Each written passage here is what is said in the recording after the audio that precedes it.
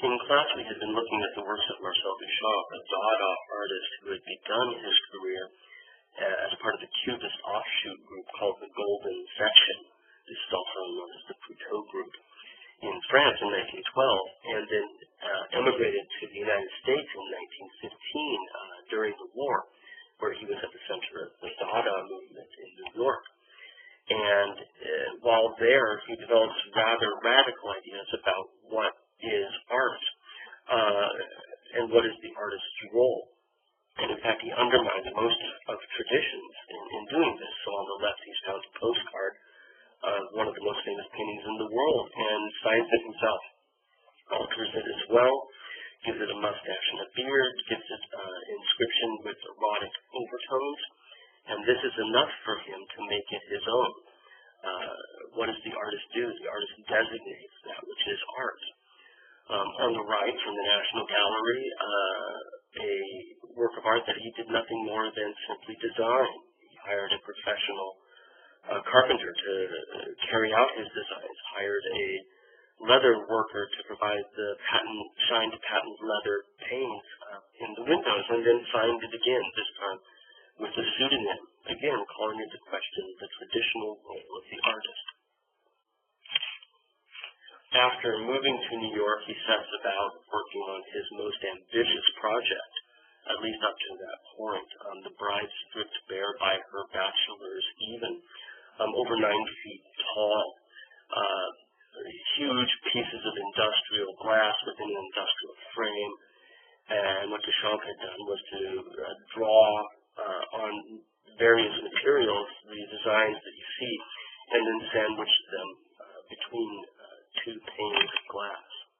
This is one of the first works he begins after moving to New York, and will take up a significant amount of his time over the next 8 years. He keeps coming back to the project, bringing more things into it. The fact that it's on glass, again, brings up the idea of the Renaissance window, that paintings are a window onto an extension of our space, and that when we look at a painting, we look through a window, psychologically at least. And in both of these works, we see that Duchamp is upending that tradition as well. He presents us windows that we either cannot look through, such as the Fresh Widow, or windows that we look at instead. While we can see through the large glass, the elements that he sandwiched there invite us to look instead at the large glass rather than what's behind it. The idea of glass sandwiched planes also brings up other meanings. One can think of the elements in the large glass as being a science specimen, something you might look at, scrutinize for meaning, just as you might look at samples under a microscope, or even an early glass negative. Most negatives were printed on glass in the early days of photography, and in fact, Duchamp called it a snapshot, using the French word for snapshot, so he thinks of it in photographic terms. This view makes it easier to see since there's nothing behind it but blank white, and you can make out the various forms. You'll notice that there's quite obviously a bottom part and a top part, and Duchamp identifies in various writings what is in each of these 2 parts. He says the bottom part represents the bachelors from the title, the ones who are stripping the bride bare, and that the top is in fact the bride.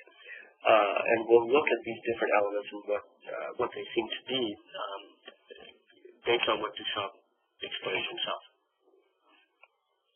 Down below, we see the bachelors, as I just mentioned, whereas the bride is up above. And it's made up of 2 separate parts, all of which are interconnected. These are machinery of sorts, and Duchamp, we've seen in other works, sort of connects machinery to the idea of courtship, to the idea of romance, to the idea of sex. And that's true here as well. On the left-hand side, the bachelors are represented as a series of clothing, articles of clothing that have been set on a rack, somewhat like at a dry cleaner's, where they rotate around in a circle. some of them are men's suits, as you can see clearly just here, and that calls to mind what he called his found objects, which were ready-mades, a form of men's suits. But other ones become more geometric forms, and they sit on a central spindle here, and then rotate around and around here. This rotation is caused by this machine that's beneath them, this box-like machine here, that sits on gliders, sleigh wheels of sorts, could slide around, he says. And you'll notice that the power for this comes from this little water wheel that you have down below that has pads on it for water that might run underneath it and make it turn. And so as this then turns, these then turn as well. So it's a little machine he's created to motivate the bachelor. On the right-hand side of this, we see another machine that's connected to it. And you'll notice that there are these two rods here that hook into the box itself. And again, we have a spinning machine here that would then, as it spun on its spindle, make these elements up above open and close back and forth. At least that's how Duchamp explains it, right? They're like blades of a pair of scissors on the top. And as they open and close, the machine on the left continues to do its work. One wonders, with the scissor metaphor and the fact that these are bachelors with a bride, if there isn't some sort of fearsomeness here, sexual anxiety, castration anxiety, for the bachelors themselves, or whether the scissors have something to do with the making of the bachelors, the cutting of the suits, or even perhaps the stripping of the bride that's referred to in the title. Directly above this motor, this secondary motor, are a series of sieves that arch over the top of the image. That's exactly what Duchamp calls them, sieves, and also umbrellas or parasols, but doesn't really explain their part here. However, some people suggest that maybe those are the bachelors themselves. Finally, on the bottom, on the far right, are three diaphanous elements that you can see here. These actually can be identified as shapes that are used by optometrists to test eyesight. So it's another reference to the act of seeing, which certainly the large glass calls into question in the first place. But also, I think, if we think about how the bride is indeed stripped bare by her bachelors, on one level, it's also about seeing, that they are stripping her with their eyes, and it really is about vision and its relationship to sexuality as well. Now, you've probably already recognized it, but the machine that powers the bachelors down below is his chocolate grinder. That again is, for Duchamp, an erotic metaphor. But for us, I think this is an important element of understanding the large glass, in that he's obviously resuscitating some of his earlier ideas, some of his earlier work. And as he's arrived in New York, I think on one level Duchamp is looking at the large glass as a career self-retrospective, that he's calling in all the ideas that he'd been playing with before, everything from ready-mades to machines for sex, and pulling them all together into a single work. And that brings us to the top part. This is, as Duchamp describes it, the bride. The bachelors are down below, the bride is up above. And this figure is significantly more abstract. But the figure that's the bride is this figure with the cone head that you see here. So this figure here is intended to be the bride. And you'll notice, perhaps recognize, that that figure is in fact here in the passage from virgin to bride that he had made before, right down to some of the other elements coming through. So again, this is part of his career retrospective, is to pull from earlier works, and the bride is simply a cutout figure based on one of his earlier quasi-futurist, quasi-cubist pictures. This is also a key to understanding the work in that, remember that picture was about a change in psychic state. She's moving from a virgin to a bride. She's becoming an erotic being, and that theme also underscores the large glass as well. Now she is a bride, and she is embracing her erotic side. She likes being stripped bare by the bachelors. Many people have noted that by separating the bride out of the painting and isolating it, it looks quite a bit like a praying mantis, and that adds to this underlying menace that exists within the erotic overtones. The praying mantis, you probably know, devours its lover during sex. So the female praying mantis will eat the male, and the bride also, I think, has that power to destroy and devour the bachelors. At the same time, Duchamp calls her a desire magneto. A magneto, you may not know this, but it's an electrical generator that's found on early gasoline engines. It's the thing that powers, your headlights and whatnot. On early gasoline engines, a magneto. So something that's driven by turning as well. So that's what she is. She's a desire magneto. She powers the bachelors down below just as much as those machines that we looked at before. And in fact, Duchamp tells us in his many writings on this work, the bride is basically a motor. Behind and below her, scattered about that figure, are intended to be her clothes.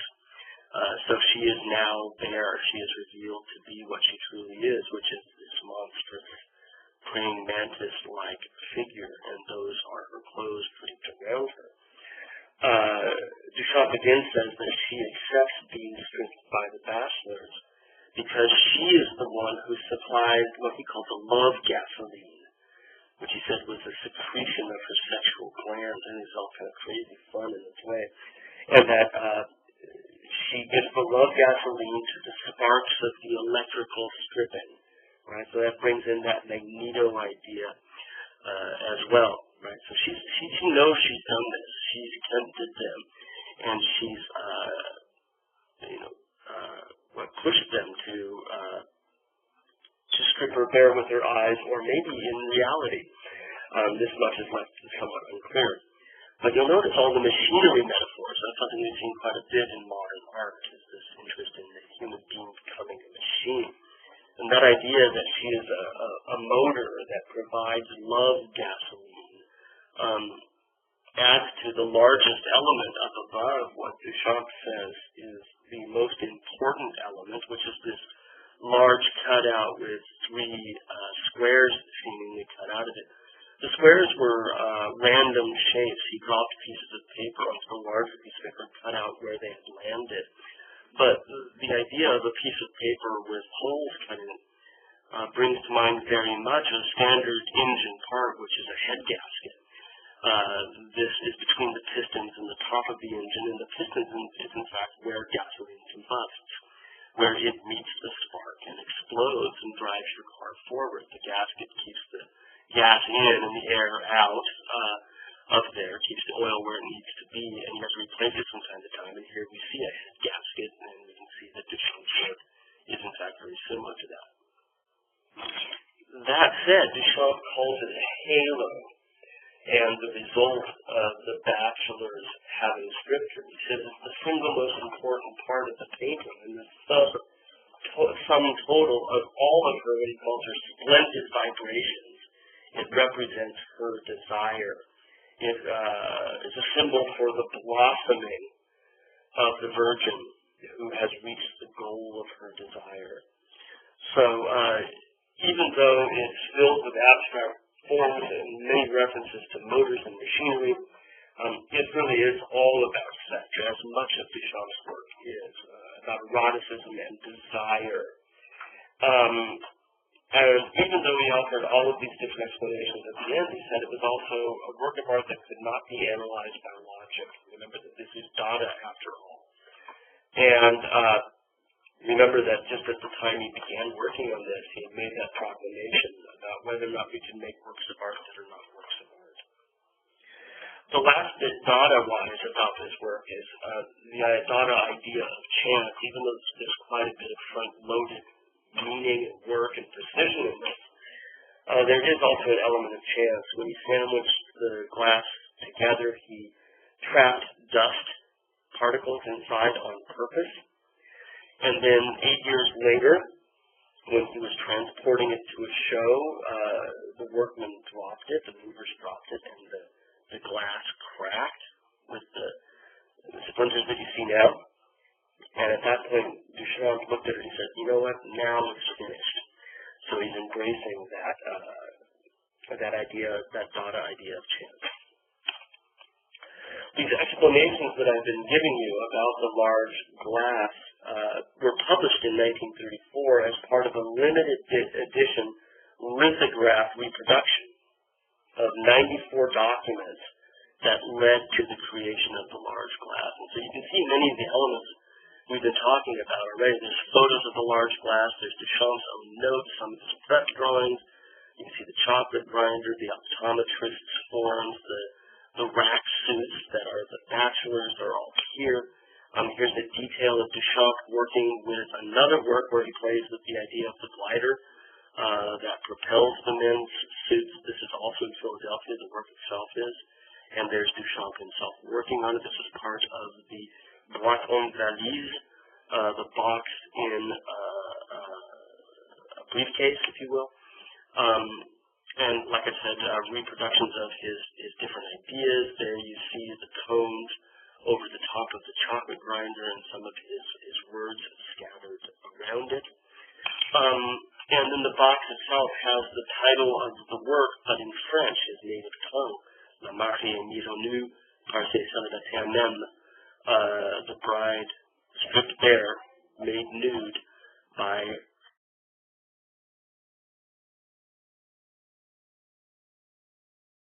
her bachelors even.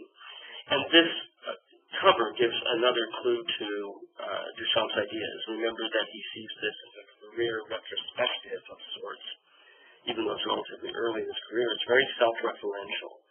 And the top is the mariée, the bottom is the célibataire, right, the bride and her bachelors. And the layout of the words on the book cover suggests that top and bottom, the mariée, the célibataire. And I think he intends this as part of his sort of self-portrait, Marcel, the mariée, the célibataire. The part halves of his name worked out in the